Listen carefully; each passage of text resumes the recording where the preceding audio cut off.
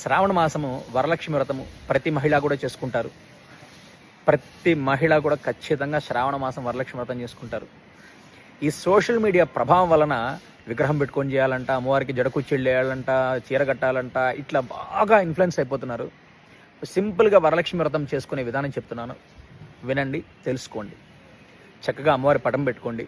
ఆ పటం ముందు ఒక కలశం, ఆ కలశంలో మామిడాకులు కానీ తమలపాకులు కానీ వేసి కొబ్బరికాయను పెట్టి దానిపైన ఒక జాకెట్ పీస్ పెట్టి ఆ కలశానికి బొట్లు పెట్టి అలంకరించుకొని అమ్మవారిని ప్రధానంగా గణపతి పూజ, పసుపు గణపతి పెట్టుకొని ఆ గణపతికి పూజ చేసుకొని, వరలక్ష్మి వ్రతం బుక్ ఉంటుంది, ఆ బుక్ తెచ్చుకొని గణపతికి పూజ చేసుకొని షోడశోపచార పూజలతో గణపతికి పూజ చేసి అమ్మవారికి కలశంలో అమ్మవారిని ఆవాహనం చేసి అమ్మవారికి పూజ